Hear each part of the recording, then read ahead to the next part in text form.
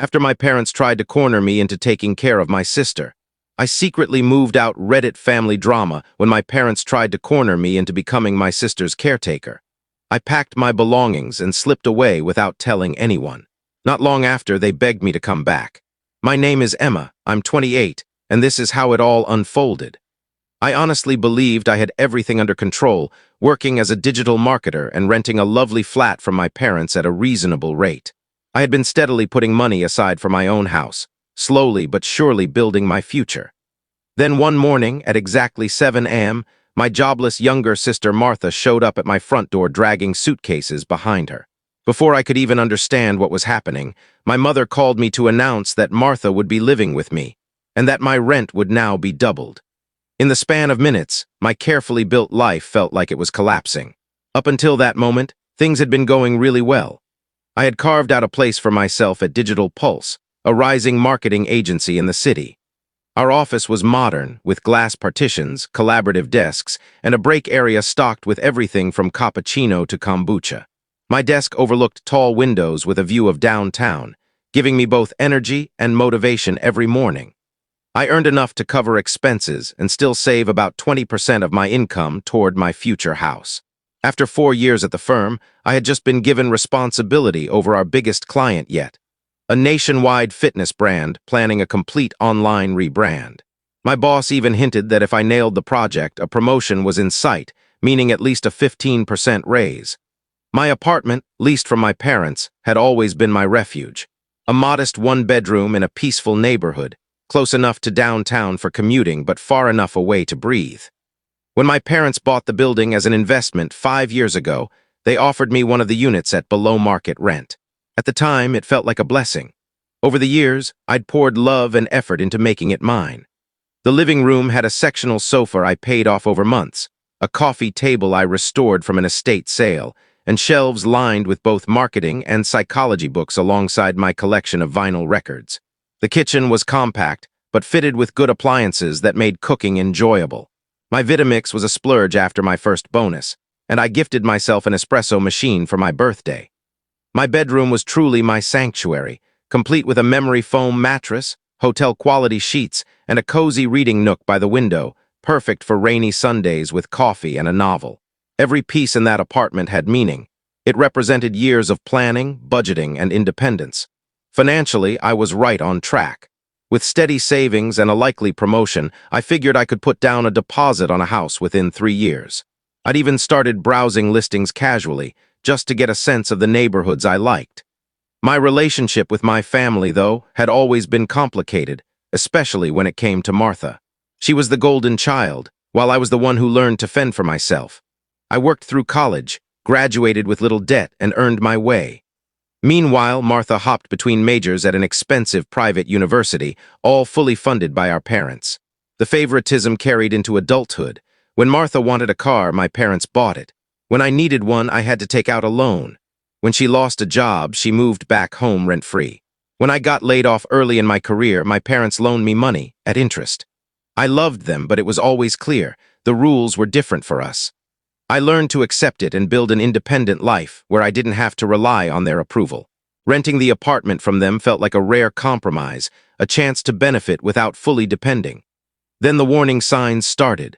A couple of weeks earlier, Martha texted me out of nowhere asking how I was. Odd, since we usually only spoke at family events. Then Mom called to say Martha had broken up with her boyfriend and quit her job at the boutique she'd been working at. Mom sighed heavily on the phone, saying, "She's going through such a rough time. Family has to stick together." I felt a pang of unease but brushed it off.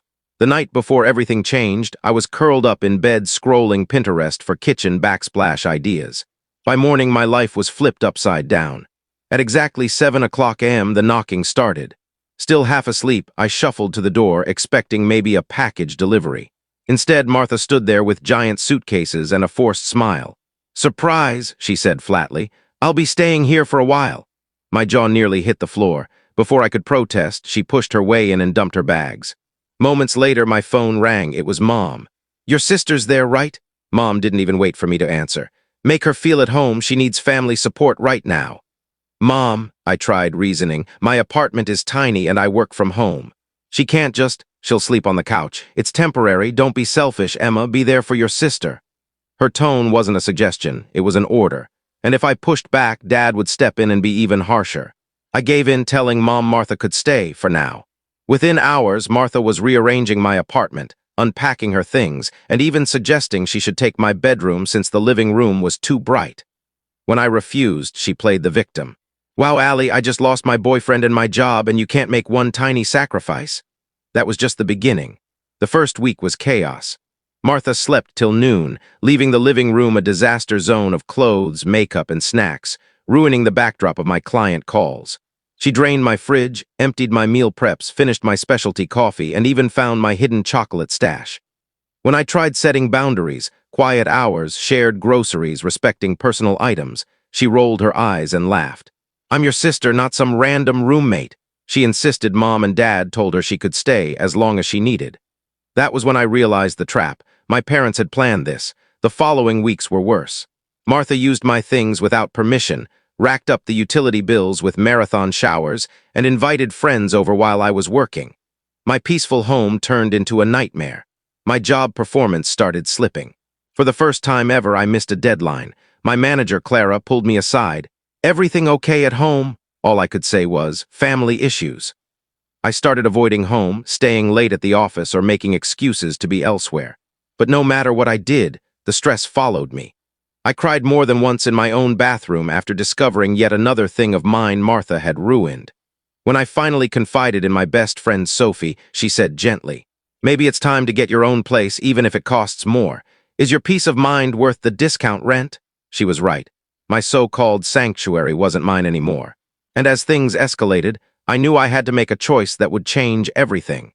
His voice was unusually stern, almost like he was conducting business rather than speaking as my father. Emma, your mother and I would like to hold a family conversation this evening. It's important that both you and Martha are there. We'll arrive around 7. A heavy pit formed in my stomach. What is this about, Dad? I asked nervously. We'll explain everything tonight, he replied vaguely before hanging up. The rest of my workday was a blur. My mind kept cycling through possible scenarios. Were they planning to take Martha back in? Did they find her another apartment? Or was something else coming? When I got home, I immediately noticed the apartment was spotless. Martha had cleaned for the first time since moving in. She seemed oddly subdued, constantly glancing at her phone. Do you know what this meeting's about? I asked suspiciously. She avoided my eyes and gave a casual shrug. Not really. Dad just said they needed to talk to both of us.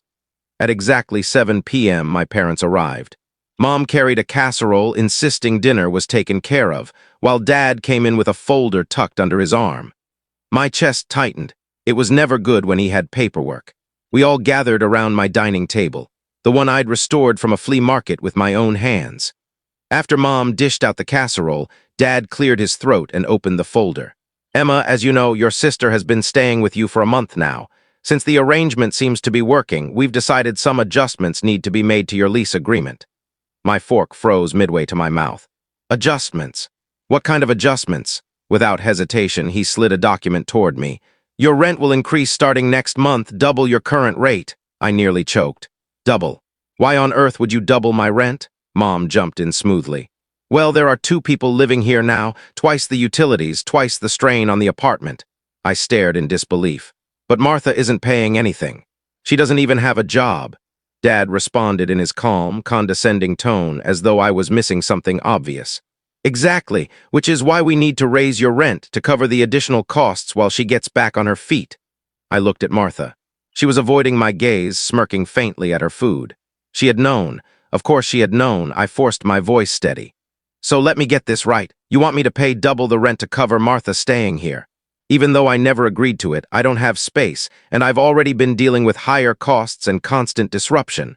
Mom's tone shifted into that familiar scolding voice from childhood. Emma, she's family. Families are supposed to support one another during hard times. I snapped. Then why does the support always flow in one direction? Why am I always expected to give while Martha just takes? Dad frowned deeply. That's unfair, Emma. Your sister's had a string of bad luck. Bad luck or bad decisions? The words slipped out before I could stop them. The room went quiet. Martha's eyes filled with tears instantly, her trademark defense. Mom gasped. I can't believe you'd say something so cruel, after all we've done for you, giving you this beautiful apartment at such a low rent. I clenched my jaw. I've paid my rent every month. I've kept this place in excellent condition, improved it. This has always been a business arrangement, one that benefited both sides. Dad's voice grew firm. Well, the arrangement is changing. The new rent begins next month. That gives you 2 weeks to adjust. I glanced at the paper. The new amount would consume nearly 70% of my monthly salary. My entire budget would collapse. I can't afford this, I said flatly. Not on my income. Dad didn't flinch. Then maybe it's time you found a better job or picked up freelance work. People your age are always talking about side hustles. Something inside me snapped.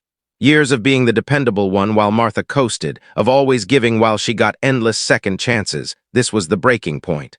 Or, I said evenly, though my voice burned with fury, I could just move out. For a moment, silence. Then all three of them laughed. Move out to where? Mom chuckled. Do you have any idea how expensive rent is right now? Dad smirked. You wouldn't find anything close to what you have here, even at double the rate. Martha chimed in smugly. Your whole life is here, your stuff, your routine, you'd never actually leave. Their mocking laughter felt like a slap. They really believed I was trapped. They thought I lacked the courage to walk away. I straightened. I'll start looking for a new place tomorrow. Dad waved dismissively. Don't be ridiculous, Emma. Just sign the new lease and let's enjoy this meal. He slid a pen across the table. I picked it up, hovered it over the page, then slowly set it down. I'll give you my decision by the end of the week. Dinner dragged on in strained, small talk. My parents and Martha chattered about her plans to find herself and maybe explore new job opportunities. I barely spoke, a storm raging inside me. Later, as Martha sprawled across my sofa flipping through TV channels, she smirked. They're right, you know, you wouldn't really leave. You hate change too much. This place is perfect for you. That was it. Watching her lounging on my furniture, using my Netflix, eating my food, speaking with such arrogance, something hardened inside me. This wasn't just about money anymore. It was about dignity, boundaries, and finally ending a toxic cycle that had ruled my family for years. I went to bed without a word, but lay awake all night, plotting. By sunrise, my plan was clear. The next day, I called in sick to work, something I hadn't done in over a year. As soon as Martha left for her networking coffee run, which was really just scrolling Instagram for hours, I sat at the table with my laptop and notebook. First, I assessed my finances. 3 years of setting aside 20% of my income had built a healthy cushion. Not enough for a house deposit, but certainly enough for first and last month's rent, a security deposit, and moving expenses. I calculated the maximum rent I could manage, sticking to the 30% rule. It was far less than what I was paying, even before their hike, which meant I'd have to downsize. I contacted 3 rental agents. 2 were doubtful but agreed to check. The third, Olivia, was encouraging. The market's tough but not impossible, she said. If you're flexible on size and location, we can make it work. Next, I pulled out my lease. I should have read it more carefully before, but this time I combed through every line. To my shock and relief, it confirmed I was on a month-to-month arrangement after the first year. Just 30 days' notice and I was free. Even better, nothing in it mentioned furniture. Everything I had bought, my sofa, my appliances, my shelves, were legally mine. My parents couldn't claim a thing. To be safe, I texted Sophie, whose brother was a lawyer. She checked with him and called back quickly. Derek says you're in the clear. Anything you purchased belongs to you, period. Confidence surged. That afternoon, Olivia sent me 5 listings. Smaller, less charming, but affordable and available right away. The next day, I toured them all. 3 were immediate no's. The 4th was nice, but at the very top of my budget. The 5th was tiny, just 500 square feet, but newly renovated, safe, and conveniently close to a bus line straight to work. The landlord was flexible and even offered a discount on the deposit if I moved within 10 days. I signed then and there, paid the deposit with my credit card, and scheduled the walkthrough. As I left the building, a strange mix of nerves and exhilaration washed over me. My entire life had just shifted in under 48 hours. Back home, I began quietly preparing. I made a full inventory of my belongings, keep, sell, donate. I checked moving costs and winced. Even the cheapest option was nearly $1,000, so I turned to my friends. Within hours, I had a small army ready to help, 6 people, 2 trucks, an SUV. Sophie even offered her garage for storage. Her boyfriend volunteered tools and muscle. The last piece was timing. Scrolling my parents' social media, I confirmed what I suspected. They were headed to Aunt Margaret's for a family reunion. Martha, too. They'd all be gone from Friday night to Sunday. Perfect. I booked the move for Saturday. This wasn't just about escaping the rent trap. This was my stand, my way of breaking a cycle. That night, before the final meeting they had planned, I texted Dad. "I've made my decision about the apartment. We'll talk when you get back from Aunt Margaret's." He replied instantly, "No, Emma, this must be resolved before the weekend. We expect you to be reasonable." I didn't answer. For once, I wasn't going to play by their rules. The next 48 hours were chaos. I changed my mailing address, scheduled utilities, and packed quietly whenever Martha wasn't around. I withdrew cash, double-checked receipts I'd stored in the cloud, and prepared everything. By Friday evening, Martha was zipping up a weekend bag for the reunion. She had no idea. "You really won't come? Mom says Aunt Margaret misses you." "Too much work," I said truthfully, though not for the reason she thought. "Have fun." I watched as her rideshare pulled away. And for the first time in years, I felt free. If you enjoyed this story, don't forget to leave a comment, hit subscribe, follow for more, and turn on the bell icon so you never miss the next one.